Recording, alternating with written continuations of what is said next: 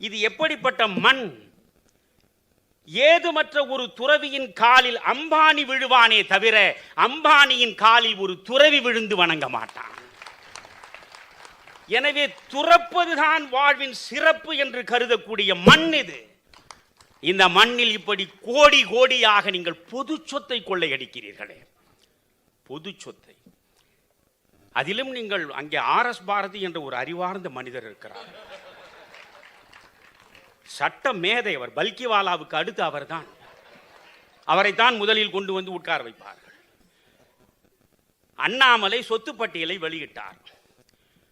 தமிழகமே அதிர்ந்தது, ஏன் இந்தியாவே அதிர்ந்தது. ஒவ்வொரு மனிதனுடைய சொத்தும் 20,000 கோடி, 10,000 கோடி, 15,000 கோடி, கோடி கோடியாக இருப்பதை பட்டியலிட்டார். RS பாரதி பத்திரிகையாளரை சந்திக்கிறார். சந்தித்து விட்டு RS பாரதி ஒரு பதட்டமும் இல்லாமல் பேசுகிறார். அந்த நேரத்தில் நான் பார்த்தேன் தொலைக்காட்சியில், ராஜாஜி தான் என் நினைவிற்கு வந்தார். ராஜாஜி ஒரு வரி சொன்னார், தர்ம சங்கடம் என்பது யோகியர்களுக்கு மட்டும்தான் உண்டு என்றார். நீ யோகியனாக இருந்தால் தான் உனக்கு தர்ம சங்கடமே வரும். இந்த கூட்டத்திற்கும் தர்மத்திற்கும் சம்பந்தமே கிடையாது. அதுக்கு பிறகு என்ன சங்கடம் வேறு? அவர் சொல்கிறார், ஏதோ அண்ணாமலை ஊழல் பட்டியலை தரப்போகிறார் என்றெல்லாம் சொல்லிக் கொண்டிருந்தார்கள். கடைசியில் பார்த்தால் சொத்து பட்டியல், சொத்து பட்டியலை கொடுத்திருக்கிறார். இதற்கும் ஊழலுக்கும் என்ன சம்பந்தம் என்று கேட்கிறார். அவர்கள் கல்லூரிகளை வைத்திருக்கிறார்கள், அவர்கள் ஏராளம் பல்கலைக்கழகங்களை நடத்துகிறார்கள், பலர் தொழிலதிபர்களாக இருக்கிறார்கள்.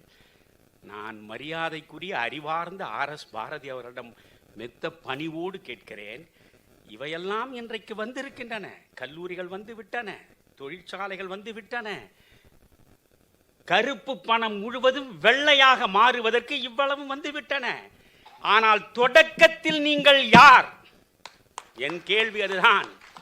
இந்த செந்தில் பாலாஜியை நீங்கள் இந்த அளவுக்கு காப்பாற்றுகிறீர்கள் என்றால், எனக்கு தெரிந்து இந்திய வரலாற்றில் ஜனநாயக ரீதியாக பார்த்தால் ஒன்று லால் பகதூர் சாஸ்திரி இலாக்கா இல்லாத அமைச்சராக நேருவால் வைக்கப்பட்டார். அடுத்து வாஜ்பாய் நோயுற்றவராக இருந்த முரசொலி மாறனை இலாக்கா இல்லாத அமைச்சராக ஏறக்குறைய 1.5 ஆண்டுகள் இருந்தார். அதற்கு பிறகு இன்றுதான் புதிய வரலாறு படைக்கப்பட்டிருக்கிறது.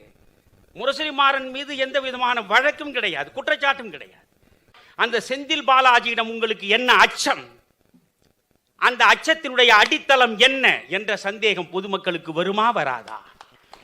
திராவிட முன்னேற்ற கழக ஆட்சிக்கே களங்கத்தை சுமக்கக்கூடிய, திராவிட முன்னேற்ற கழக ஆட்சிக்கு எதிராக மக்கள் சிந்திக்கக்கூடிய அளவுக்கு, அவர்களுடைய வாக்கு வங்கியே சேதப்படக்கூடிய அளவுக்கு இன்றைக்கு செந்தில் பாலாஜி விவகாரம் போயிருக்கிறது. மறந்து விடாதீர்கள். சாலை ஓரத்து சாதாரண மனிதன் கேட்கிறான், செந்தில் பாலாஜி தான் கைதி ஆயிற்றே, அவரைத்தான் ஈடி அழைத்து விசாரிக்கிறதே. அப்படி என்றால் ஏதோ இருக்கிறது. இப்படியெல்லாம் சாலை ஓரத்து சாதாரண மனிதர்கள் பேசுகிற பொழுதும் ஸ்டாலின் அவரை காப்பாற்றுகிறார் என்றால் எங்கே போகிறது? இவற்றையெல்லாம் யோசிக்கத்தான் நண்பர்களே நிறைய பேசலாம். 1967 காமராஜரிடம் போய் விழுந்தேன். ஏறக்குறைய 71 தான் தமிழ்நாடு முழுவதும் சுற்றத் தொடங்கினேன்.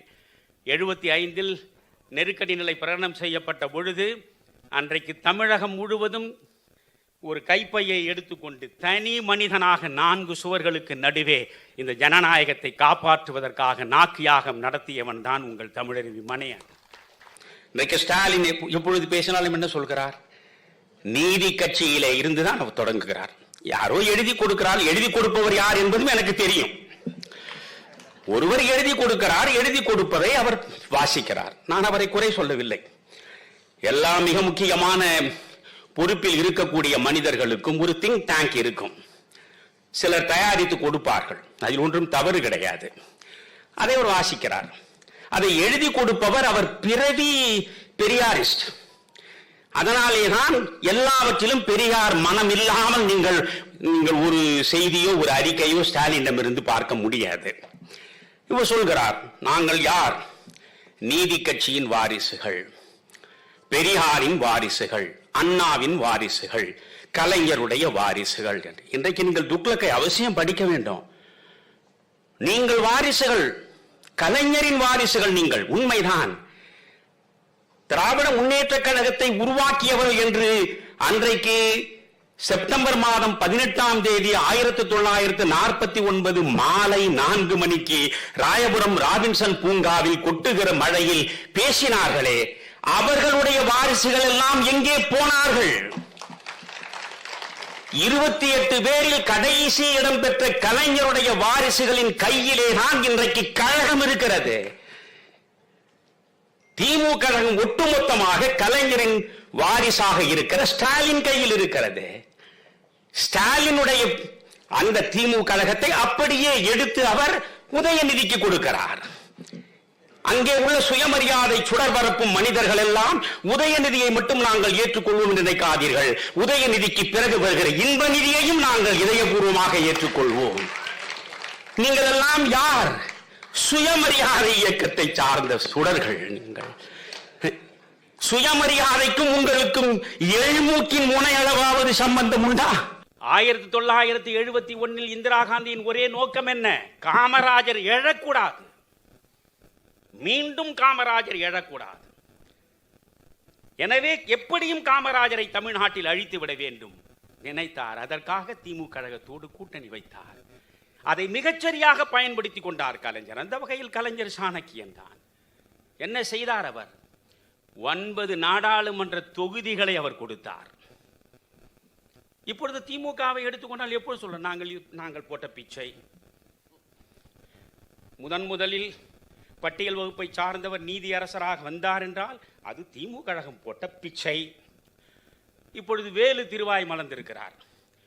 மதுரையிலே உயர்நீதிமன்றத்தின் கிளை உருவானது என்றால் அது கலைஞர் போட்ட பிச்சை. 1971 9 நாடாளுமன்ற தொகுதிகளை நீங்கள் இந்திரா காங்கிரஸ் கொடுத்தீர்களே, அது காங்கிரசுக்கு நீங்கள் கொடுத்த பிச்சை. அந்த பிச்சையை இந்திரா காந்தி கௌரவமாக ஏற்றுக்கொண்டார். என்ன நடந்தது? 1971 தான் நடைபெற்ற தேர்தலில் நான் எஸ்ஜி விநாயகமூர்த்தி அவர்கள் நாஞ்சில் மனோகரனை எதிர்த்து வடசென்னை வேட்பாளராக நின்ற பொழுது அவரை ஆதரித்து பேசி 6 கூட்டங்களில் ஒரு கூட்டத்தை காமராஜர் கேட்டுவிட்டு என்னை கையை பிடித்து இழுத்து நிறுத்தி கொடுத்த பட்டம் தான் தமிழருவி என்ற பட்டம். அன்றைக்கு 71 தான் கடைசி. சட்டமன்றம் நாடாளுமன்றம் இரண்டுக்கும் நடந்த தேர்தல். அந்த 71 தேர்தல் சட்டமன்றத்திற்கும் நடக்கிறது, நாடாளுமன்றத்திற்கும் நடக்கிறது. நாடாளுமன்றத்திற்கு 9 தொகுதிகளை கொடுத்துவிட்டு அப்பொழுது தலைவராக இருக்கிற சி சுப்பிரமணியத்தை இந்திரா காந்தி அழைத்து, நீங்கள் எப்படியும் பிரச்சனை செய்யாதீர்கள், வாங்கிக் கொள்ளுங்கள், சட்டமன்றம் ஒருவரும் நிற்க வேண்டாம். 71 ஒரு சட்டமன்ற தொகுதியை கூட கலைஞர் காங்கிரஸ் கட்சிக்கு கொடுக்கவில்லை. அதையும் ஏற்றுக்கொண்டுதான் காங்கிரஸ் கட்சி அங்கே நின்றது. அன்று முதல் இன்று வரை நீங்கள் என்ன ஆனீர்கள்? திராவிட முன்னேற்ற கழகத்திற்கு பல்லக்கு சுமப்பவர்களாக மாறினீர்கள். திராவிட முன்னேற்ற கழகத்திற்கு பல்லாண்டு பாடுபவர்களாக மாறினீர்கள். காமராஜரை பற்றி பேசுவதற்கு உங்களுக்கு அடிப்படை தார்மீக தகுதி இருக்கிறதா என்று கேட்கிறேன். வந்தாரு, ஜட்ஜ பார்த்தாரு, என்னை பார்த்தாரு. அவர் சொன்னாரு, இதுவரைக்கும் 8 பேர்த்து மேல டிஃபமேஷன் கேஸ் போட்டிருக்கேன், 6 பேர்த்துக்கிட்ட அப்பாலஜி வாங்கியிருக்கேன், ஒரு மேகசின், ஒரு தனியார் பத்திரிகை 25 லட்சம் ரூபாய் நஷ்டீடு வாங்கியிருக்கேன். இது 8வது நாள். சோ டே 1 வாஸ் லைக், இது வரைக்கும் நான் போட்ட எந்த டிஃபமேஷன் கேஸும் நான் தோத்ததில்லை அப்படின்னு. எனக்கு 82 வயசு ஆகுது. நான் ஒரு அரசியல் கட்சியில் 50 வருஷமா இருக்கேன். நான் அந்த அரசியல் கட்சியினுடைய பொருளாளராக 35-40 வருஷம் இருக்கேன். அப்படிதான் அவர் பேசினது. அது படிப்படியாக ஒரு ஹியரிங், 2 ஹியரிங், 3வது ஹியரிங், ஒரு காலகட்டத்தில் இல்ல நாமளே அவரை கிராஸ் பண்ணுவோம்னு அது கிராஸ் எக்ஸாமினேஷனாக அதை கத்துக்கிட்டு அதெல்லாம் செஞ்சு அதன் பிறகு அந்த மனிதரே கோர்ட்டுக்கு வந்து இந்த கேஸை நாங்க வாபஸ் வாங்குறோம் அப்படின்னு சொல்றாங்க.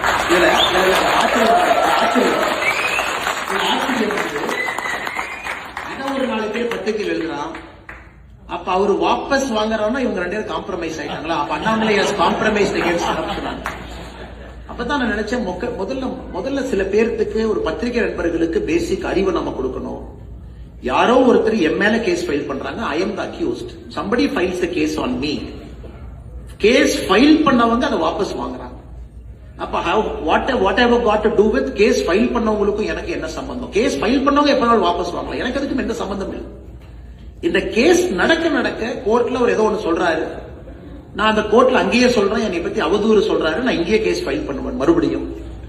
அதுக்கு அவர் சொல்றாரு, இல்ல கோர்ட்டுக்குள்ள பேசுற விஷயம் ப்ரொடெக்டட், கோர்ட்டுக்குள்ள நம்ம பேசுற விஷயம் வந்து protected, not a public place. நான் ஆர்கியூ பண்றேன், இல்ல 50 பேர் பாத்துக்கிட்டு இருக்காங்க, எனக்கு அதெல்லாம் என் மனசு எனக்கு கஷ்டமாகுது, என்னை பத்தி தவறா சொல்றாரு, we have to file a case சண்டை போட்டு அந்த கேஸை அக்செப்ட் ஆகும். அந்த ஜட்ஜு என் கம்ப்ளைண்ட்டை வாங்கிக்கிறாரு, கம்ப்ளைண்ட்டுக்கு நம்பர் ஆகல.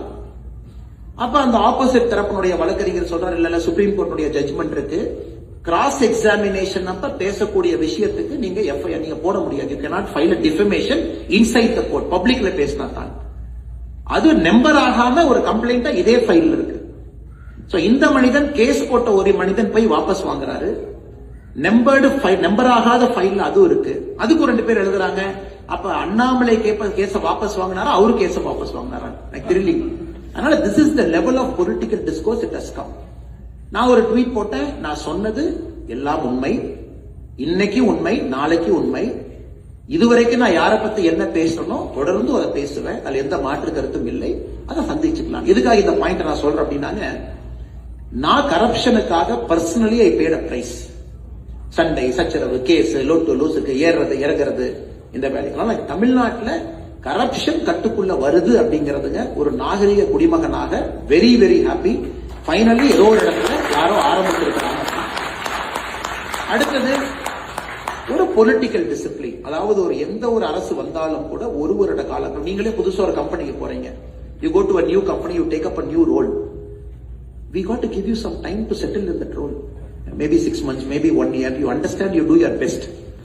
அப்ப சுத்தி இருக்கவங்க எல்லாம் என்ன பண்ணணும்னா, how can I make you a better person தான் யோசிக்கணும். இப்ப நீங்க சாஃப்ட்வேர் இன்ஜினியரா அமேசான்ல போய் உட்கார்றாரு, பிளிப்கார்ட்ல இருந்து வர்றாருனாங்க, சுத்தி இருக்கிறவங்க என்ன யோசிக்கணும், how can I equip him to perform better.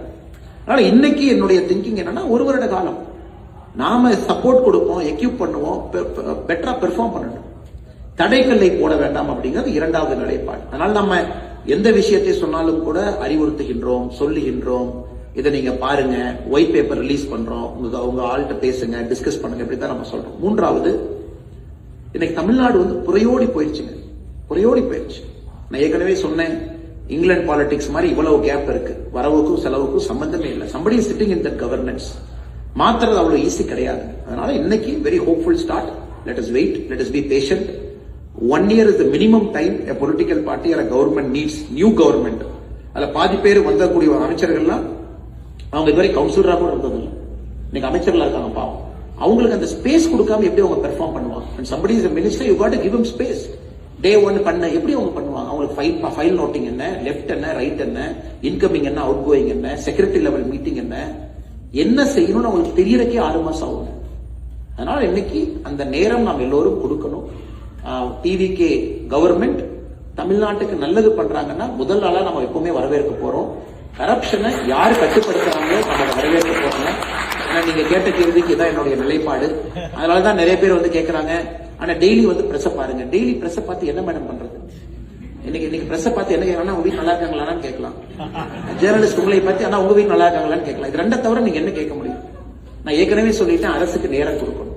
என்ன நீங்க பேசுறீங்க? உங்களுக்கு உங்கள்ட்ட கேட்க நிறைய இருக்கும். ஏன்னா இந்த திரும்ப இந்த சர்க்கஸ்குள்ள போகக்கூடாது அப்படிங்கறது அந்த நிலைப்பாடு. நீங்க விஜய் பத்தி என்ன நினைக்கிறீங்க? அண்ணா அதை 1 வருஷம் விடுங்க. இல்ல அவர் டெல்லி போயிட்டதை பத்தி என்ன நினைக்கிறீங்க? அப்பதான் போயிட்டு வந்தாரு, கொஞ்சம் விடுங்க. இந்த மினிஸ்டரை பத்தி சொன்ன கருத்து என்ன? திரும்ப திரும்ப இதுக்குள்ளேயே நீங்க மாட்டும் பொழுது எப்படி ஒரு புதிய அரசியல் நீங்க செய்ய போறீங்க? how will you do a new politics? இதுல இருந்து வெளியே வர வேண்டும் என்ற முயற்சி செய்கின்றோம், இதை செய்யணும். அதனால கண்டிப்பா அதை நோக்கி செய்வோம். 2 கால் 4 கால் நிற்போம், நிறைய தலைவர்களை உருவாக்கணும். அதனால நம்பிக்கையோடு வந்திருக்கக்கூடிய எல்லா பெரியவர்களுக்கும் ஒரு பெரிய நன்றியை இந்த நேரத்தில் தெரிவிச்சுக்கிட்டு, ஒரு பெரிய லாங் வீக்கெண்ட். நான் ஏற்கனவே அரவிந்த் அவங்ககிட்ட சொன்னேன், யாரையும் ரஷ் பண்ண வேண்டாம். கண்டிப்பா நம்ம புகைப்படம் எடுக்கணும்னு நினைக்கிறவங்க நம்ம இருந்து புகைப்படம் எடுப்போம். ஒரு பக்கம் அவங்க வர்றாங்க, 1 மணி நேரம் 2 மணி நேரம் ஆனாலும் புகைப்படம் எடுத்து எல்லாத்தையும் நம்ம அனுப்புவோம். ஏன்னா lot of people are coming.